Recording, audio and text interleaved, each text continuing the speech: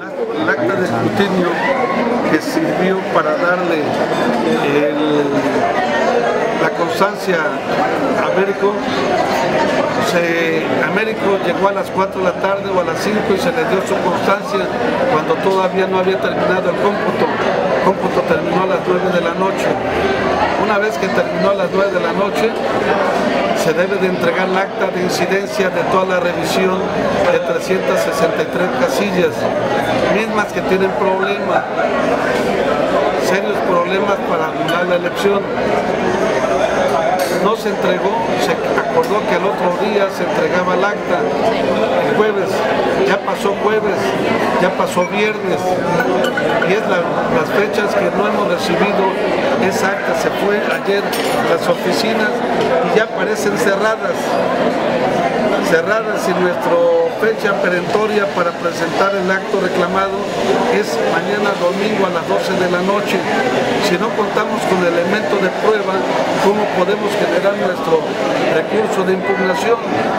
Entonces es lo que estamos reclamándole a la señora Carolina Viveros, que ella, que es la que debe ser garante de las garantías de los que jugamos una elección, ella es la que está tratando de hacer tácticas delatorias de tal suerte que nos quedemos en un estado de indefensión sin los recursos suficientes documentales para poder hacer la impugnación. Entonces, el primer delito, dar una constancia cuando no había terminado el cómputo, a las 4 de la tarde cuando el cómputo terminó a las 9 de la noche. 2. No entregar los documentos de todas las incidencias de las 363 casillas que tienen problemas. Con 100 casillas que hubieran estado en problemas es el motivo de anulación de la elección. Es por eso que están jugando con los tiempos. Y bueno, pues queremos aquí desde la prensa que nos ayuden a que esto salga a la luz pública.